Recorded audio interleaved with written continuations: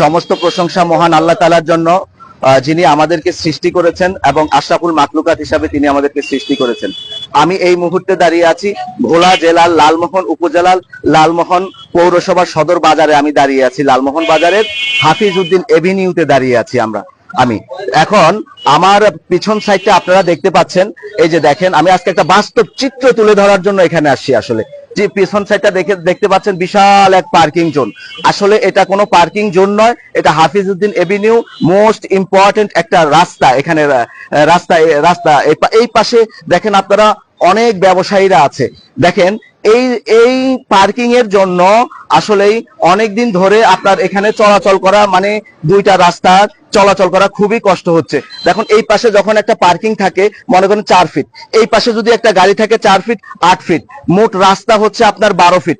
তাহলে 8 ফিট চলে গেলে আর থাকে আপনার 4 ফিট থেকে 6 ফিট থাকে, টোটালি ধরা যায়, এভারেজে ধরা যায়। তারপরে মাঝে মাঝে 2 লেনে এরকম আপনার অটোগুলো অবস্থান করে। পার্কিং সকাল থেকে রাত পর্যন্ত তারা এভাবে পার্কিং থাকে। এতে করে ব্যবসায়ীদের অনেক ক্ষতির সম্মুখীন হচ্ছে ব্যবসা পরিচালনার জন্য। তারা অনেকদিন ধরে আমাকে অভিযোগ করে আসছেন, আমার কাছে আসছেন এবং বলতেছেন তারা যে ভাই আপনি এটা নিয়ে যদি কিছু বলেন, কর্তৃপক্ষের যদি সুদৃষ্টি হয়, আমরা সুন্দরভাবে আমাদের ব্যবসা কার্যকে সুন্দরভাবে আমরা পরিচালনা করতে পারবো। এই মুহূর্তে আমি একজন ব্যবসায়ীর সাথে কথা বলবো, আসলে তারা এটা নিয়ে কি ধরনের ক্ষতির সম্মুখীন হচ্ছেন এবং তারা কি ধরনের অসুবিধার ভিতরে এখানে আছেন।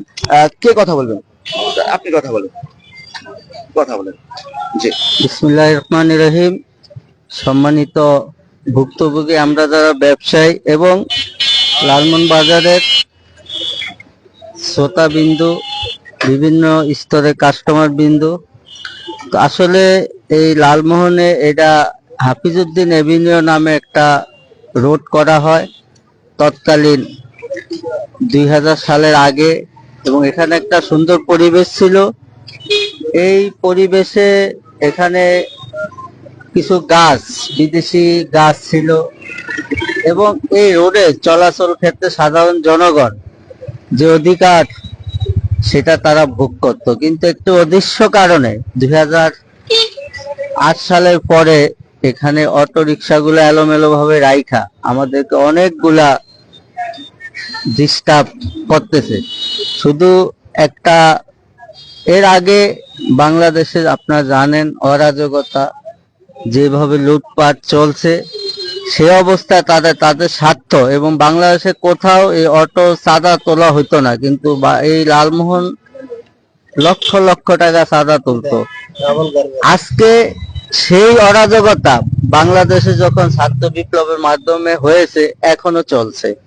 এখনো গাড়ি দিয়া এই সাধারণ পাবলিকের অবর্ণনীয় কষ্ট, যে কষ্টের কোনো শেষ নেই। এই গাড়িগুলা রাখার দ্বারা মানুষ হাঁটতে পারতেছে না। একটা হাফিজ উদ্দিন এভিনিউর মতো একটা ব্যস্ততম লালমোহনের শহরে কোনো মানুষ চলাচল করতে পারতেছে না। আজকে এই ভাইকে ধন্যবাদ, তিনি সউদ্যোগে এই বিষয়টা তুলে ধরার জন্য।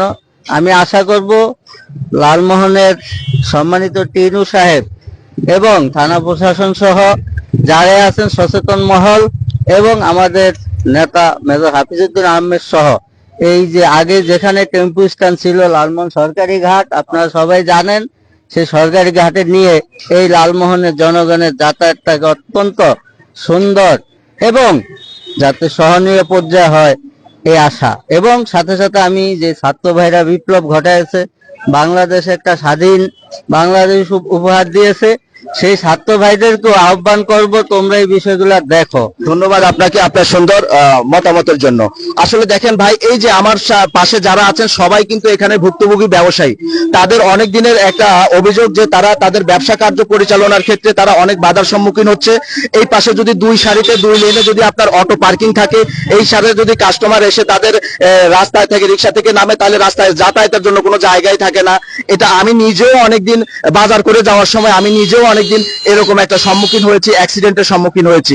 তো ভাই দেখেন, আসলে সবাই প্রশাসনের সুদৃষ্টি কামনা করছে, সংশ্লিষ্ট কর্তৃপক্ষের এই ব্যবসায়ীরা আজকে এখানে সবাই হাজির, তারা সুদৃষ্টি কামনা করছে। এবং আপনাদেরকে একটু সামনে আসেন। আমি যদি বলি, এই যে সামনে দেখেন এই পাশে চৌরাস্তার মোড় অবস্থান, এটা চৌরাস্তার মোড়। এখানে হচ্ছে 30 ফিট রাস্তা আছে। 30 ফিট রাস্তার পাশে 2 পাশে যেই হারে আপনার গাড়ির পার্কিং আছে, মোটরসাইকেল এবং রিক্সার পার্কিং, তাতে করে আপনার এটা একটা মহাসড়ক ভোলা চরপেশন একটা মহাসড়ক অনুযায়ী কিন্তু গাড়ি ঘোড়া ঠিক মতো চলতে পারতেছে না, গাড়ি চলতে তাদের অনেক ধরনের সমস্যা হচ্ছে। কর্তৃপক্ষ, আশা করি সংশ্লিষ্ট কর্তৃপক্ষ তারা এই ব্যাপারে সুদৃষ্টি তাদের আমরা কামনা করছি, এবং যাতে একটা সুন্দর ডিসিপ্লিনের মধ্যে দিয়ে গাড়ি ঘোড়া চলতে পারে তারা যাতে সেই ব্যবস্থাগুলো করেন। এবং ব্যবসায়ীদের যে প্রাণের দাবি, একজন বীর মুক্তিযোদ্ধার নামে এই সড়কটি নামকরণ করা হয়েছে, বীর মুক্তিযোদ্ধার নামে সড়কটি যাতে নিট অ্যান্ড ক্লিন থাকে, সুন্দরভাবে ব্যবসায়ীরা ব্যবসা পরিচালনা করতে পারে, এবং অবৈধ অবাধ যে পার্কিং সেখানে আপনারা দেখতে পাচ্ছেন পার্কিং জোন, এই পার্কিং জোনটা যাতে অন্যত্র সরিয়ে নেওয়া হয়, এই জন্য আমরা সংশ্লিষ্ট কর্তৃপক্ষের কাছে জোর দাবি জানাচ্ছি এই বাজারের ব্যবসায়ীদের পক্ষ থেকে।